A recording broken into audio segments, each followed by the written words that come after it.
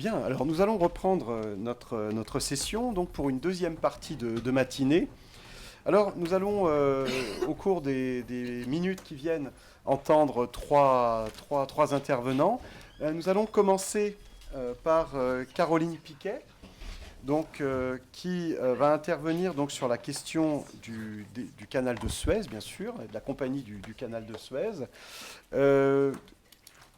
Caroline Piquet, donc vous êtes enseignante à Sorbonne Université. Vous avez, depuis votre travail de thèse sur la compagnie du canal, exploré ce champ d'études. Vous l'avez bien... Et c'est pour ça que nous tenions absolument à avoir votre regard, puisque vous l'avez compris, nous travaillons sur les détroits, et nous travaillons bien évidemment aussi sur les canaux, qui sont donc une forme de détroit artificiel. Comme nous le disions tout à l'heure avec Martin Ndende, c'est ce que les dieux ont oublié de faire, l'homme, puisqu'on parlait de l'Antiquité aussi tout à l'heure, les hommes ont parfois pourvu à cet oubli par la construction. Et donc il y a tout cet aspect effectivement, à la fois logistique, financier, surtout le canal de Suez et le canal de Panama ont sur l'histoire de France un impact quand même assez important, même sur la politique de la Troisième République. Donc nous allons vous écouter pour avoir un premier regard historique donc, sur le canal. Et nous avons vu à quel point ce canal, même je parle en 2021, quand vous avez vu ce porte-container qui s'est mis en travers, on a vu toute l'importance de ce canal. Donc nous allons pouvoir voir avec vous une première approche historique de ce canal. Madame, je vous laisse la parole. Je vous remercie, chers collègues, pour cette présentation. Je vous remercie aussi pour cette invitation. Et effectivement, je crois que le canal de Suez a toute sa place dans une réflexion sur les détroits en général. Et je m'appuie d'ailleurs sur une carte de ma collègue qui interviendra sur la période ultérieure à ma présentation pour évoquer un canal qui au départ est un isthme et qui bénéficie d'une situation géographique puisque c'est un isthme transformé en 1869 en voie maritime et un isthme placé donc entre la vallée du Nil et les montagnes du Sinaï, entre la Méditerranée et la mer Rouge et plus généralement le golfe Persique, et donc entre l'Europe et l'Asie. Alors cette géographie lui vaut d'être au cœur des conflits impériaux, territoriaux, commerciaux depuis à peu près 2 siècles. Et quelques années après son ouverture à la navigation, Ernest Renan aura d'ailleurs ces mots devant l'Académie française. Je vous le cite. « L'isthme coupé devint un détroit, c'est-à-dire un champ de bataille. En cas de guerre maritime, il serait le suprême intérêt, le point pour l'occupation duquel tout le monde lutterait de vitesse. » Alors, ce canal est présenté à ses origines par son fondateur, par son créateur Ferdinand de Lesseps, dans l'esprit saint-simonien, comme un canal universel, une artère de paix vouée au commerce, aux échanges mondiaux. Pourtant, personne ne l'ignore, il représente un enjeu en cas de contrôle des terres, que ce soit l'Égypte, ou contrôle des mers, c'est-à-dire la Méditerranée, ou l'accès à l'océan Indien et la mer Rouge.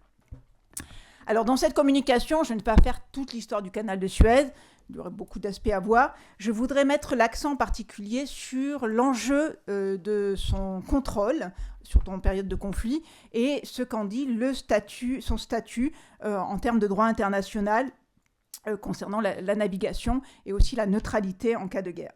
Donc je verrai 3 moments, c'est-à-dire le 19e siècle, au moment où ce canal est transformé en détroit avec la rivalité franco-britannique. En deuxième temps, je verrai les 2 guerres mondiales. Et enfin, j'aurai une 3e partie sur les enjeux géostratégiques du canal après 1945, c'est-à-dire dans un contexte d'affirmation régionale de l'Égypte et de conflit avec Israël. Alors, dans un premier temps, ce canal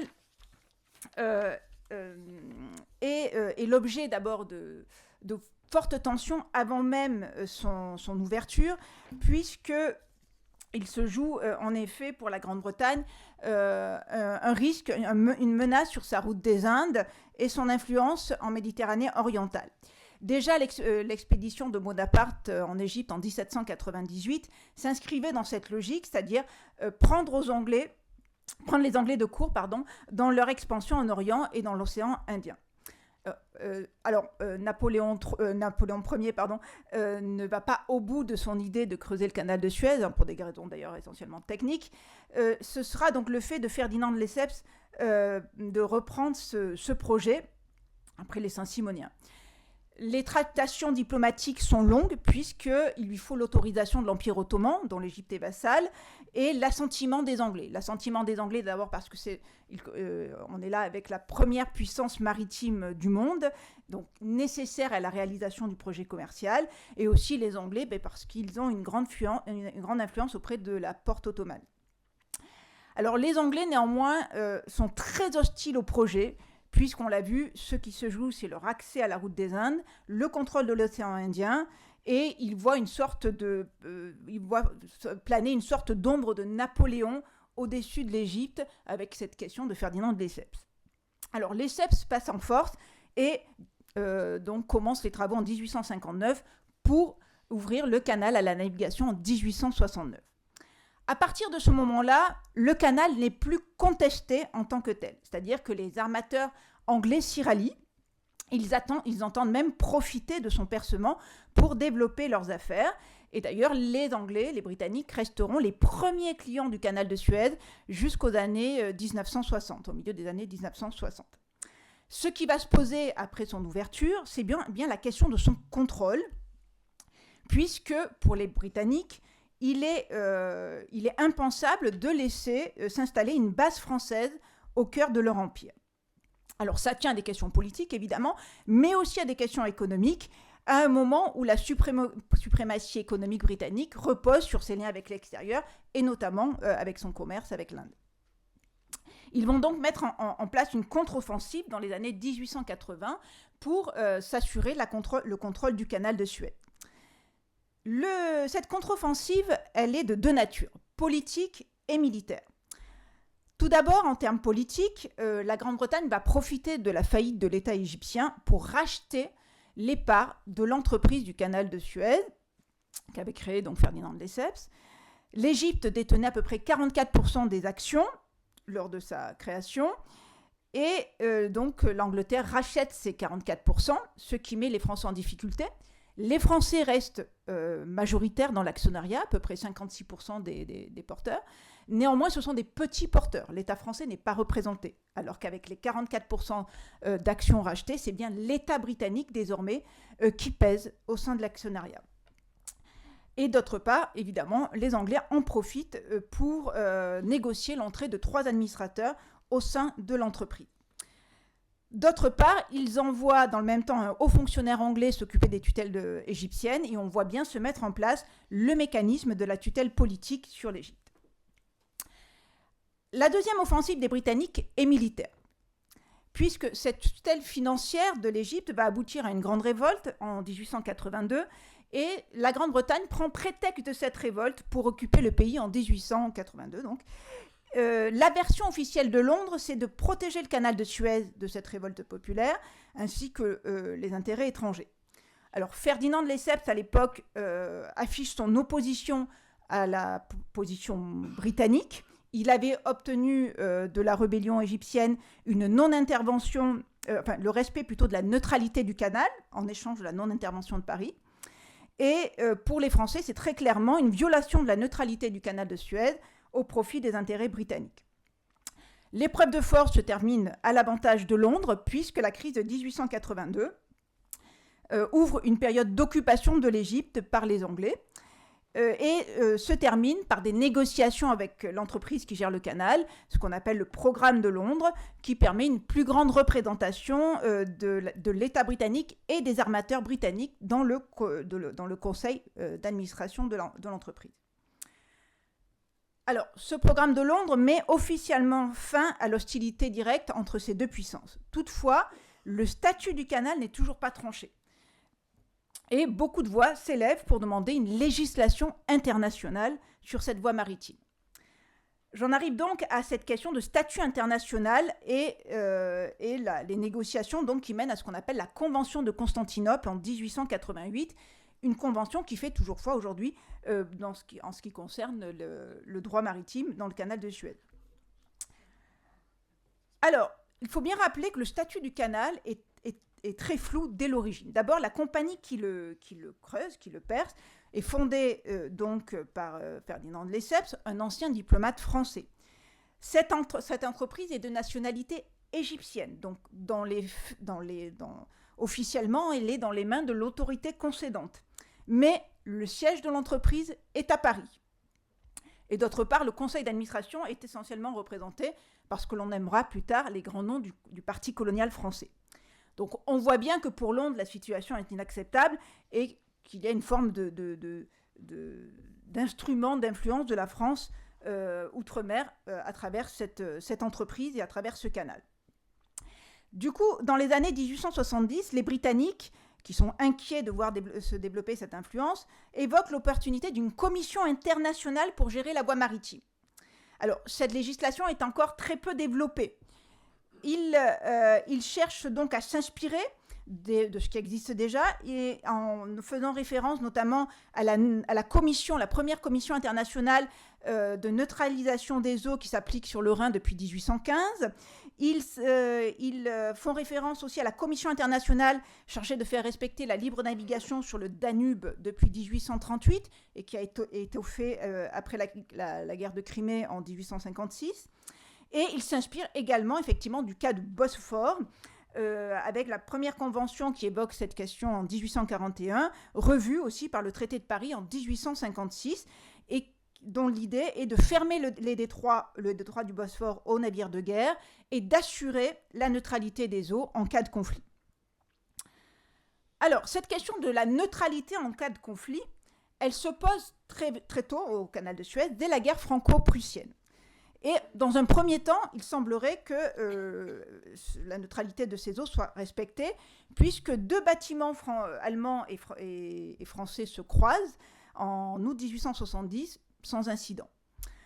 En revanche, la guerre russo-turque de 1877-1878 fait craindre au contraire une utilisation militaire de la voie maritime.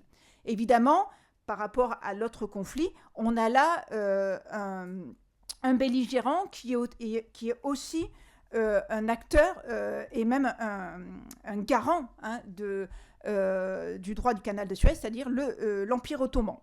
Le sultan ottoman demande d'ailleurs au vice-roi égyptien de fermer le canal aux Russes en 1877, et il faut l'intervention de Londres pour que le sultan accepte le principe de la libre navigation sur le canal en cas de conflit. Alors, on le voit, il y a vraiment un flou qui reste à préciser sur la question de l'autorité chargée du contrôle de la voie maritime et son statut en cas de guerre. Alors, en 1882, la situation se complique puisqu'on l'a vu, le canal tombe de facto dans les mains des nouveaux maîtres du pays, c'est-à-dire les Anglais. Et là, c'est au tour des Français de demander une réglementation sur le canal de Suez avec des garanties internationales sur sa neutralité. C'est ce qu'on va appeler les négociations de la Convention de Constantinople en octobre 1888. Une convention qui consacre le libre usage du canal selon 4 principes: la liberté de navigation commerciale en temps de guerre comme en temps de paix, la liberté de passage pour les navires de guerre à condition de ne pas s'accompagner d'un débarquement des troupes, la neutralisation du territoire du canal dans un rayon de 3000 marins, et enfin un droit d'intervention de l'Égypte en cas de menace de son territoire.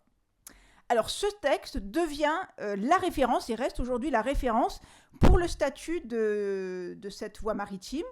Ce texte sera repris notamment lors de l'entente cordiale entre Français et Anglais en 1904. Alors il faut bien voir qu'en 1888, donc, le canal de Suez obtient un statut de voie maritime internationale avec l'idée de protéger le droit des usagers. L'idée est de poser le principe de l'intérêt universel du commerce contre l'arbitraire d'une quelconque puissance territoriale.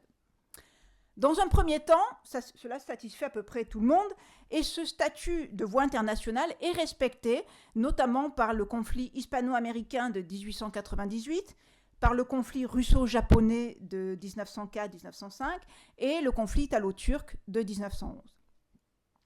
Cependant, on le comprend bien, dans aucun de ces conflits, la Grande-Bretagne n'est directement impliquée.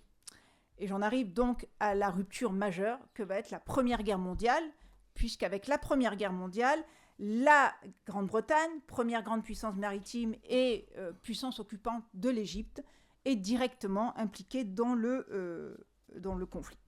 Alors, la Première Guerre mondiale comme la Seconde Guerre mondiale vont représenter des moments clés pour le canal de Suez, puisque on va passer du droit international au droit de la guerre.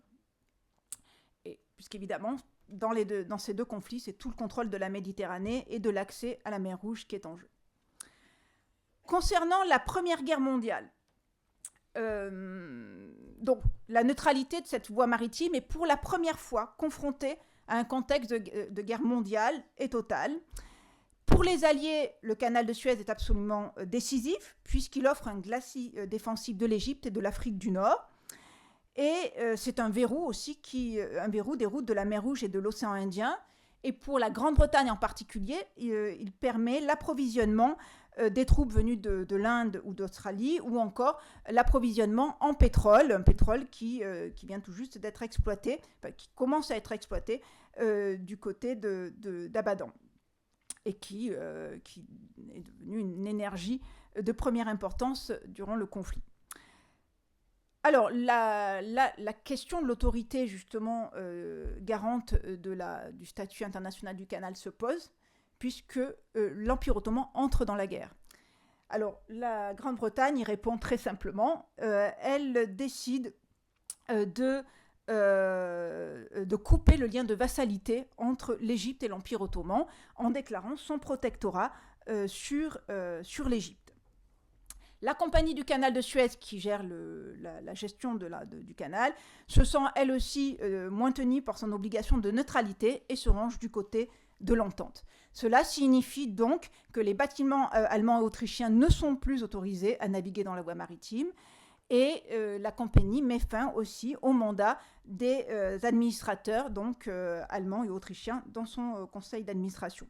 La compagnie va également se mettre au service des Britanniques sur le terrain, en mettant à disposition ses locaux et son matériel, ainsi que ses pilotes, dont beaucoup sont des anciens officiers de la Marine nationale française.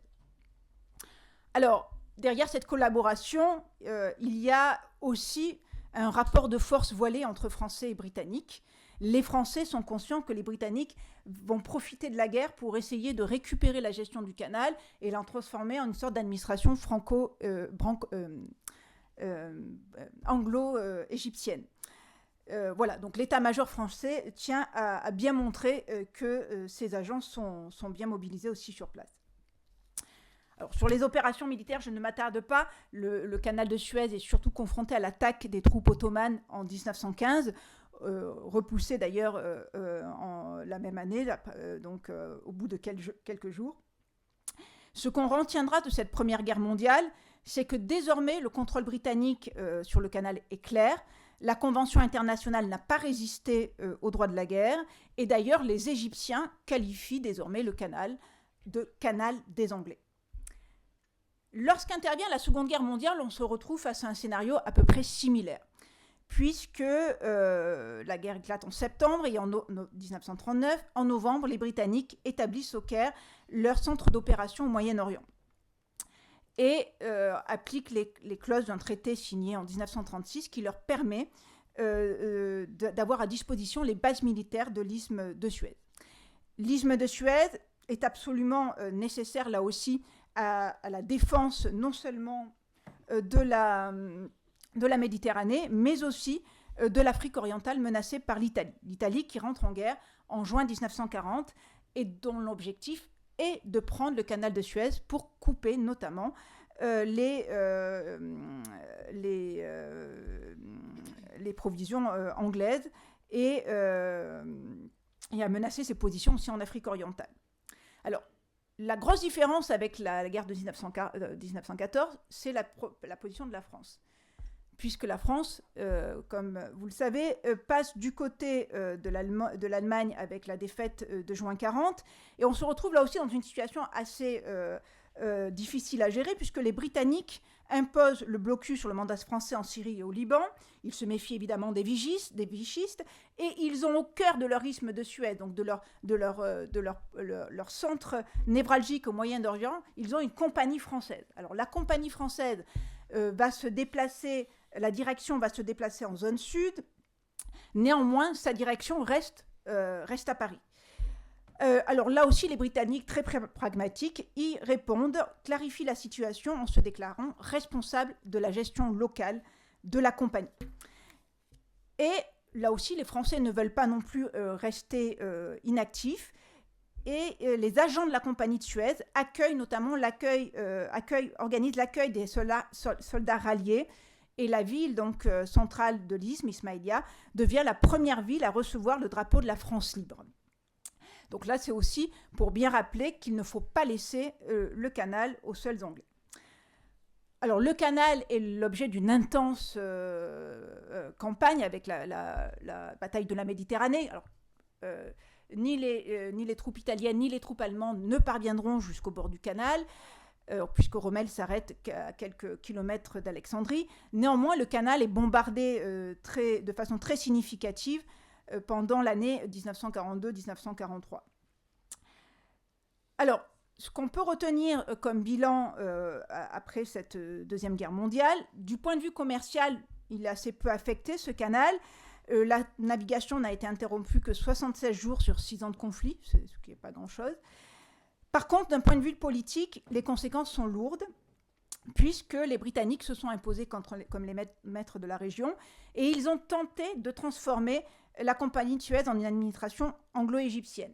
Alors de façon beaucoup plus offensive que pour la Première Guerre mondiale, et il a fallu l'opposition du Foreign Office pour éviter cela, considérant que la fin de la guerre n'est pas le moment pour créer une dissension entre Français et Anglais au Moyen-Orient, mais en gardant l'idée qu'il faut de futures négociations pour revoir la Convention de Constantinople dans un sens plus favorable aux Britanniques. Alors, on voit bien que Français et Britanniques restent, au sortir de la Seconde Guerre mondiale, dans une vision impériale très 19e siècle, j'ai envie de dire, de leur maîtrise du canal et de leur influence de la région, alors que le monde a déjà basculé dans la décolonisation et que se dessinent les premiers contours de la guerre froide. J'en arrive à ma troisième partie, mais qui va être plus une conclusion qu'une partie, et d'autant plus que ma collègue reprend au niveau chronologique l'exposé sur le canal de Suez avec cela. Alors, l'après 1945 est marqué par deux éléments. D'abord, la crise de Suez, qui est une reconquête nationale de cette voie maritime, et les guerres israélo-arabes. Là aussi, je ne vais pas me lancer dans un grand exposé, mais je voudrais simplement mettre en avant quelques points sur la question du statut et du contrôle du canal. En 1956, lorsque Nasser nationalise la compagnie du canal de Suez, il le précise bien. Il nationalise la compagnie qui gère le canal et non pas le canal de Suez. C'est-à-dire qu'il s'engage à respecter le statut international du canal. Et il prend d'ailleurs comme modèle les nationalisations qui ont eu lieu en France ou en Grande-Bretagne après la guerre, concernant par exemple le domaine du transport. Alors c'est très important parce que la victoire diplomatique de Nasser tient surtout à cela, du point de vue du commerce international et des armateurs, c'est qu'il s'engage à respecter la liberté de commerce et il s'engage, et surtout lorsque les Britanniques et les Français retirent leurs agents, il parvient à faire fonctionner la navigation. Donc il se porte garant du bon fonctionnement de cette artère maritime pour le commerce. Sur les guerres israélo-arabes, donc là, j'irai un petit peu plus vite. Donc, après 1956, la crise de Suez semble confirmer la vocation commerciale du canal de Suez, mais le conflit avec Israël repose les questions de son contrôle en cas de guerre. Très, très, très vite après la guerre de 1956, en 1959, déjà, l'Égypte empêche donc un navire américain de se rendre en Israël, suspectant de transporter des armes. Et en 1967, le canal devient à nouveau un espace de tension. Alors, une escalade qui ne tient pas qu'à la seule question du canal de Suez, évidemment, mais où le canal de Suez joue un rôle important, puisque c'est le retrait des forces de l'ONU qui avait été placé en 1956 sur sa frontière qui va provoquer l'escalade de la guerre avec Israël. D'autre part, Nasser envoie des gestes assez négatifs. vis-à-vis du commerce international, puisqu'il ferme le golfe d'Aqaba et le détroit du Tyran à l'État hébreu. Et surtout, il annonce la fermeture du canal de Suez aux puissances qui aideraient l'État hébreu. Et donc, dans la stratégie de Nasser, il consistait de faire pression sur les États-Unis et la Grande-Bretagne, espérant une intervention un peu comme en 1956 pour éviter l'escalade. Mais en fait, cela provoque une forme de délégitimation de sa capacité à être le garant du commerce international. Je m'arrête. Voilà. Je voudrais simplement dire encore une chose, parce qu'aujourd'hui, donc la Convention de 1888 est toujours brandie par l'Égypte en cas de conflit. Et puisqu'on parle beaucoup de l'Iran et d'Israël en ce moment, déjà cela se pose au début des années 2000. En 2009, les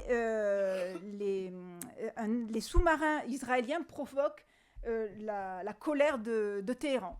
Deux ans plus tard, en 2011, c'est un bateau iranien qui provoque la colère de Tel Aviv. Et chaque fois, l'autorité égyptienne se protège avec la Convention de 1888 et son obligation de neutralité. Alors ça, c'est possible évidemment tant que l'Égypte n'est pas directement impliquée. Reste à savoir ce que l'avenir réserve sur sa position. Merci.